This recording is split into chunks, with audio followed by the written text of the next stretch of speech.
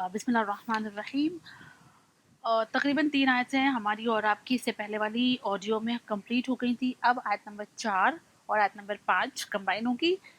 بسم اللہ الرحمن الرحیم۔ وَامْرَأَتُهُ حَمَّلَةَ الْحَطَبِ فِي جِيدِهَا حَبْلٌ مِّن مَّسَدٍ۔ ترجمہ چوتھی آیت کا ہے، اور اسی طرح سے اس کی وہ بیوی جو ایندھن اٹھانے والی ہے، ایندھن آگ۔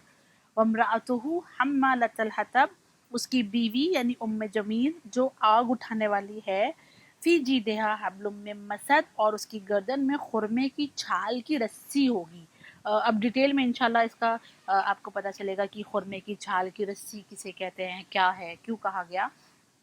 یہاں پہ چوتھی آیت کے بارے میں یہ کہا گیا کہ جمیل کی بات یہاں پہ کی جا رہی ہے چوتھی اور پانچویں آیت میں، کہ اس کی بیوی جو کہ اپنے کاندھے پر آگ اٹھاتی ہے، آگ اٹھانے والی۔ یہ ہم نے آپ کو بتایا تھا کہ جمیل جو ابو سفیان کی بہن اور یہ معاویہ کی پھوپھی ہے، ٹھیک ہے، ابو سفیان کی بہن ہے اور معاویہ کی پھوپھی ہے۔ یہ ہمیشہ جو ہے وہ اسلام کے خلاف باتیں کیا کرتی تھی، اور ہمیشہ اپنے شوہر کے ساتھ جو ہے وہ خرابیوں میں شامل رہی، برائیوں میں وہ اس کے برابر کی شریک تھی۔ اور اس کے بارے میں قرآن نے یہ جو کہا کہ آگ اٹھانے والی، حمّالۃ الحطب، وامرأہ جو ہے وہ عورت کو کہتے ہیں نا، امرأہ عورت کو آئے، وامرأتہ اور اس کی عورت، ٹھیک ہے، اس کی بیوی، وہ اس کے معنی میں وامرأتہ یعنی اس کی عورت، حمّالۃ الحطب یعنی دوش پر آگ اٹھانے والی عورت کو کہتے ہیں حمّالۃ الحطب، ٹھیک ہے۔ وامرأتہ عورت کو کہتے ہیں اس کی عورت، اور اس کے بعد حمّالۃ الحطب یعنی جو وہ عورت جو اپنے کاندھے پر آگ اٹھاتی ہے، اوکے۔ اب اس کو یہ کاندھے پر آگ اٹھانے والی عورت کیوں کہا گیا، ہم پہلے یہ سمجھنے کی اس میں کوشش کریں گے۔ پہلی بات یہ کہ آگ اٹھانے والی سے اس لیے کہا جاتا ہے جمیل کو کیونکہ اکثر جو ہے وہ کانٹے دار جھاڑیاں اپنے کندھے پہ اٹھاتی تھی، اٹھا کر لاتی تھی، اور جہاں سے بھی اسے یہ پتہ ہوتا تھا کہ یہاں سے رسول اللہ صلی اللہ علیہ وآلہ وسلم گزرنے والے ہیں، تو ان کے راستے میں وہ کانٹے دار جھاڑی بچھاتی تھی تاکہ جب وہ یہاں سے گزریں تو ان کے پیروں میں وہ چبھے اور ان کو بہت تکلیف ہو، پہلی بات۔ دوسرا ریزن اس کو حمّالۃ الحطب اس لیے کہتے ہیں آگ اٹھانے والی، کیونکہ وہ بہت زیادہ چغل خور تھی، چغلی کرنے والی عورت تھی، جو سخنچین تھی، یعنی ہر کسی کی باتوں میں پوائنٹ نکالنے والی، ٹوکنے والی، طنز کرنے والی، مذاق اڑانے والی لوگوں کا، تو اس طرح کی عورت تھی۔ اور چغلی کی وجہ سے، کیونکہ جب ایک انسان کسی کی چغلی کرتا ہے نا، تو چغلی کی وجہ سے بہت سارے گھروں میں آگ لگ جاتی ہے، صحیح ہے نا، بہت سارے گھر برباد ہو جاتے ہیں ایک چغلی کی وجہ سے۔ اور جب انسان چغلی کرتا ہے تو بعض اوقات یہ کہہ کے کرتا ہے کہ نہیں یہ تو سچ بات ہے، سچ کہنے میں کیا فرق پڑتا ہے، تو ہمیں سچ بولنا چاہیے، تو وہ سچ اسلام کو پسند نہیں ہے، بلکہ ایسے موقع پر اسلام کہتا ہے جھوٹ بولو۔ اگر مثال کے طور پہ تمہاری فرینڈ نے بیٹھ کر تمہارے ساتھ اپنی بہو کی یا اپنی کسی بھی دوست کی برائی کی ہے، تو تم اس کی دوست کے پاس جا کے کہو کہ وہ تمہاری اچھائی بیان کر رہی تھی، وہ تمہاری تعریف کر رہی تھی۔ جھوٹ بولنے کو کہا گیا ہے یہاں پر، یہاں سچ بولنے کو نہیں کہا گیا ہے، مگر نہیں معلوم کیسے لوگ چغلی کو جائز سمجھ لیتے ہیں۔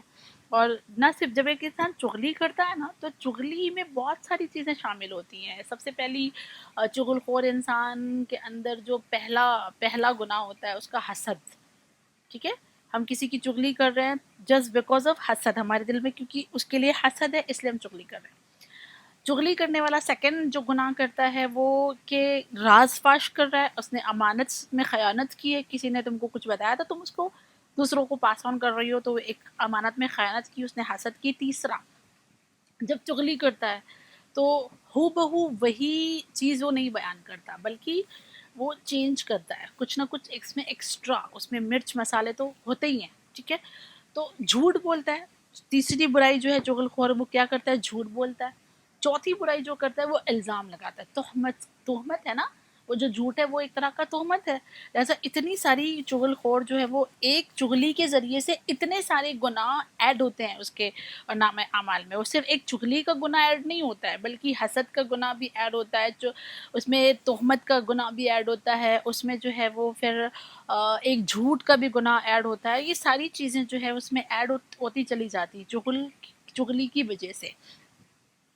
تو ایک چغل خور تھی وہ, اس کے لیے چغل خور کو بھی حمالۃ الحطب کہتے ہیں کیونکہ چغلی کی وجہ سے بھی آگ لگ جاتی ہے.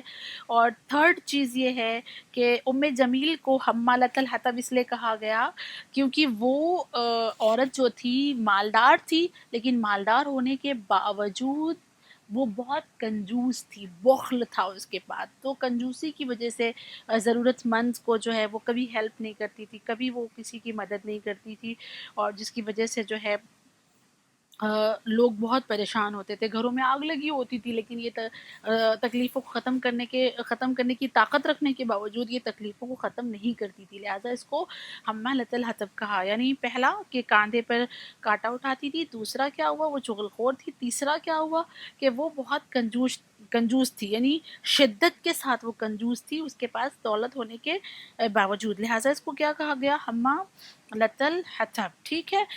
اب اگر کوئی ہمارے معاشرے میں ایسی کوئی عورت ہے, اللہ نہ کرے کوئی ہو, ہم میں سے کوئی نہیں ہے الحمدللہ, ہم سب امام کے چاہنے والے ہیں, ہم سب عزادار ہیں, ہم ایسے نہیں ہیں, لیکن اگر اللہ نہ کرے کوئی ایسی ہے تو پھر جو عذاب ام جمیل کے لیے ہے وہی ہمارا بھی حال ہونے والا ہے. یہ الگ بات ہے کہ ولایت سے مولا کائنات ہمیں اور آپ کو بخشوائے گی, لیکن پہلے سزا تو بھگتنی ہوگی.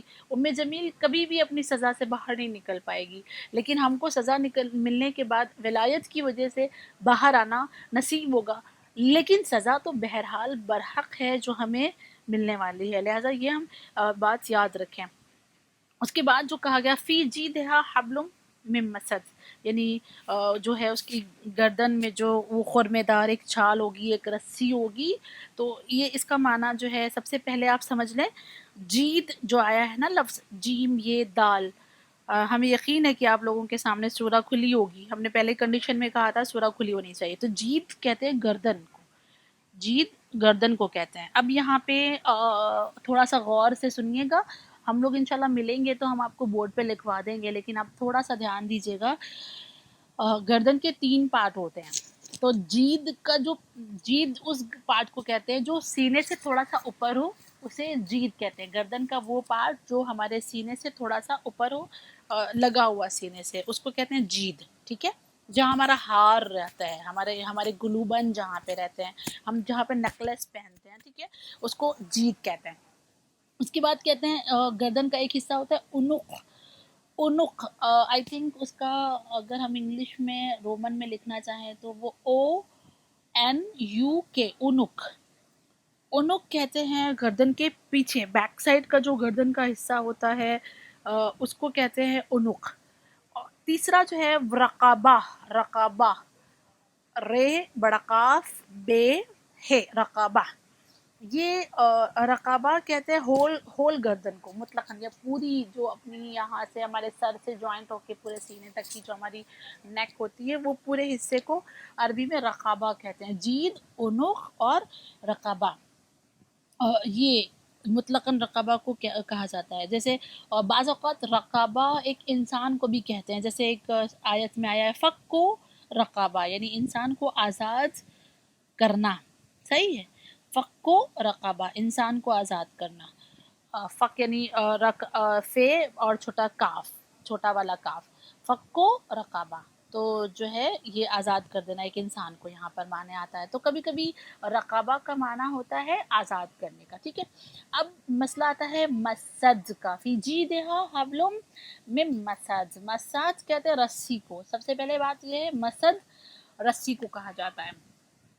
ایسی رسی جو کھجور کے پتوں سے بنائی جاتی ہو. آپ نے دیکھا کھجور کے پتے کتنے دھاردار ہوتے ہیں, کتنے چبھنے والے ہوتے ہیں. یعنی اگر کھجور کی چٹائی بھی کسی کے پاس ہوتی تو اس پہ لیٹنا, اس پہ بیٹھنا بھی کتنا مشکل ہوتا ہے نا, چبھنے والی رسی ہوتی ہے. تو وہ کھجور کے پتوں سے بنی ہوئی رسی کو کہتے ہیں مسد. اوکے. مسد کی رسی یعنی کھجور کے پتوں سے ایسی سخت رسی کو اس کے گلے میں باندھا جائے گا، اور نہ صرف باندھا جائے گا وہ رسی، صرف رسی نہیں ہوگی بلکہ اس میں آگ ہوگی، اس میں لوہے جیسی سنگینی ہوگی، وہ باقاعدہ وہ جل رہی ہوگی، حرارت اس میں پائی جائے گی۔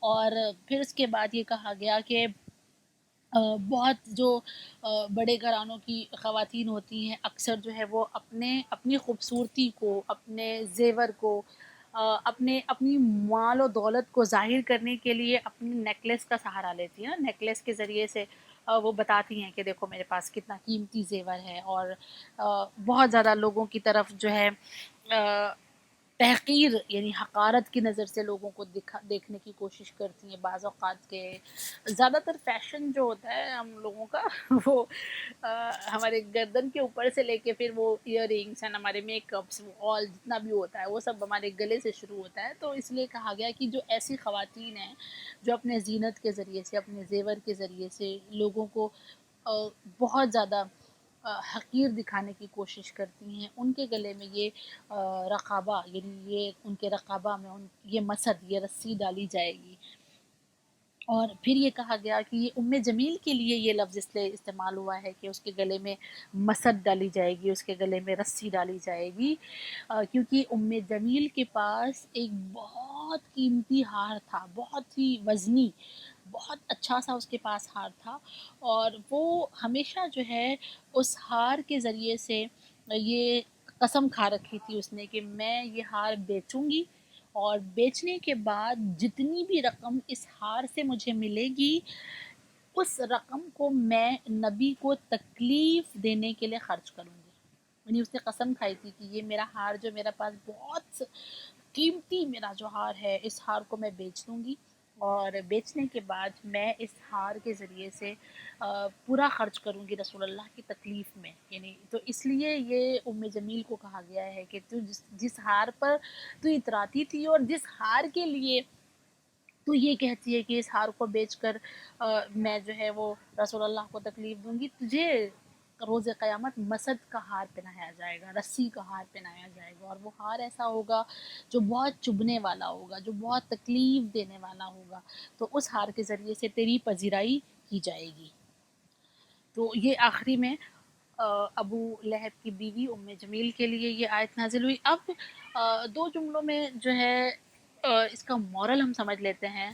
اس پوری سورہ کو پڑھنے کے بعد ہمیں جو مورل، بہت سارے مورل ملتے ہیں ہمیں، آپ لوگ بھی اپنا اپنا مورل آپ جو سمجھی ہیں وہ ہمیں بتائیے گا، لیکن جو کہا گیا ہے وہ صاف جو ظاہر ہے وہ یہ مورل ہے اس کا کہ اللہ نے صاف طور پہ یہ کہہ دیا کہ تمہارا کوئی بھی رشتہ دار، تمہارا کوئی بھی عزیز، تمہارا کوئی بھی اقارب تمہیں نہیں بچا سکتا۔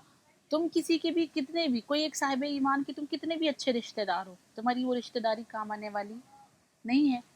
لیکن اگر تمہارے پاس ایمان کی دولت نہیں ہے، اگر تمہارے پاس ایمان ہے تو تم غیر ہو، رشتہ دار نہیں ہو کسی صاحب ایمان کے، پھر بھی تم کامیاب ہو۔ لیکن اگر تم صاحب ایمان نہیں ہو تو تم رسول کے چچا ہی کیوں نہ ہو، رسول کے چچا ہونے کے باوجود بھی تم جہنم کی آگ کے حقدار ہو، تم عذاب کے حقدار ہو۔ لیکن اگر تم صاحب ایمان ہو تو تم کچھ بھی نہیں ہو، رسول کی دور دور سے تمہاری رشتہ داری نہیں ہے، لیکن اس کے باوجود رسول تمہارے لیے کہیں گے سلمان منا اہل البیت، سلمان میرے اہل بیت میں سے ہے۔